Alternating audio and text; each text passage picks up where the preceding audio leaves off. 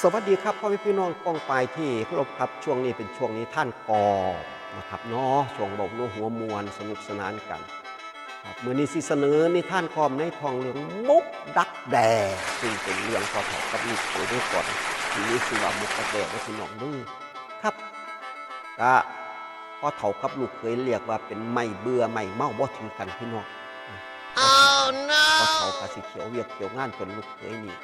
สร้างเดี๋ยวใส่เวียกใส่งานขักบ้านนี้ลูกเขยกะมือนั่นเพิ่นปวดท้องเนาะครับไอ้ทิศมีก็ได้ปวดท้องก็เลยไปขับถ่ายอยู่ปากกล้วยครับหรืออยู่หลังเฮียนตะกี้บ่มีสวมขับถ่ายไปกับปล่อยยางด่วนเร็วแหละครับนั่นเรียบร้อยแล้วบาดนี้ครับห่วย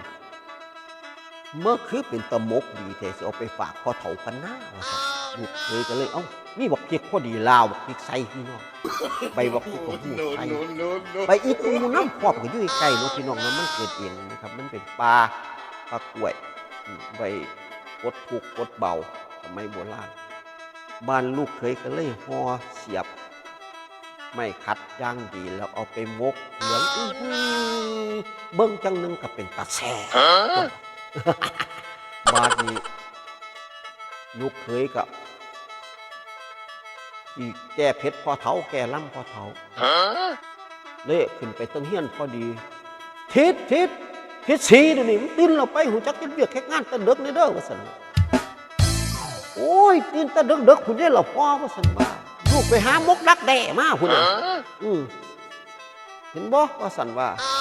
โอ้คือเป็นต่อแสบแท้ได้มาตาใสล่ะได้มาตาน้ำใยสุกสั่นว่าได้สุกเราเลี้ยงไหมเลี้ยงหมดเขาทางพอดีบาดนี้ก็เลยบอกพ่อมื้อนี้หลวงพ่อนัดให้ซุ่มทิศศึกไหมซุ่มทิศศึกปีกายนี่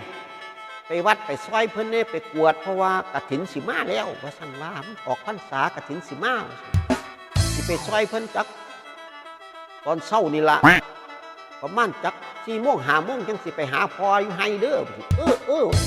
แต่ว่าหมกดักแด้เอาไปหมดแล้วเด้อบ่ต้องจงไว้สั่นว่ายิ้มบ้าเลยพ่อเฒ่าที่แล้วพ่อเฒ่าก็ห่อเขากับหมกดักแด้เอากล้วยออกไปหาอยู่ไฮนี่มันสิได้ไถไฮไถกู้เพิ่นเนาะไปครับเลี้ยงกล้วยไปน้ำไล่กล้วยไปน้ำมันก็สวยเนาะไฮมันก็อยู่ไกลเนาะพี่น้องเนาะสมัยโบราณมีแต่ยางเอาไปก็หิวเขาเด้ผู้พ่อเฒ่าก็ได้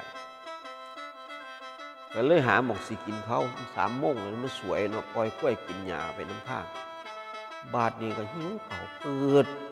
สีแย้มๆซื่อๆได้พี่น้องว่าได้เปิดหมดตำดังตั้งรถว่าสั่นโอ้มากินแห้งเป็นผู้ใด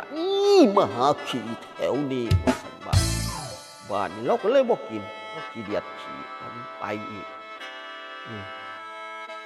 ได้อมหมดขาพอดีก็นั่งเปิดออกก็ตำตึกบ่ไหวบาด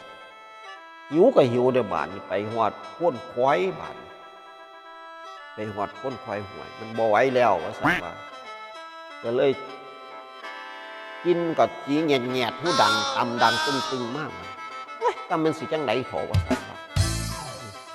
ก็เลยเปิดออกแล้วก็ตัดสินใจนี่ปิดดังกินไหมพี่น้อง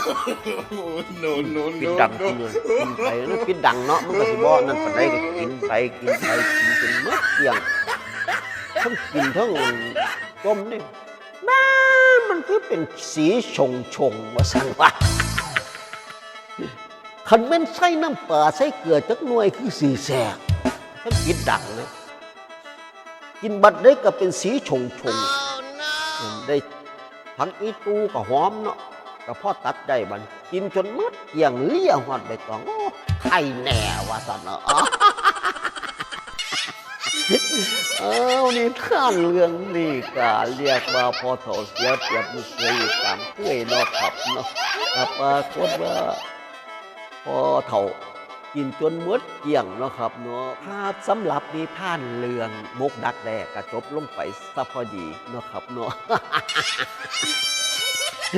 ว่าเต่าเสียเปรียบลูกเคยอีกตามเคยครับมือนี่เวลามืดเมื่อเวลาได้พี่น้องเด้อขันมีสาระมีความสนุกสนานอยู่แล้วก็ขอโทษสำหรับพ่อแม่พี่น้องที่กินเขาวแล้วอาสีบอเหมาะสมปันใดลูกหลาน10 นิ้วปุ่มๆกลมๆของพ่อใหญ่บุญสวดต้องขอกลับท่านไพ่เด้อพี่น้องเด้อขันพ่อมีสาระอยู่บางก็กดไลค์กดแชร์ต่อๆกันไปสำหรับมือนี่เวลามืดเวลามือหนาก็ค่อยมาว่ากันใหม่สำหรับมือนี่ก็ขอกล่าวคำว่าสวัสดีครับ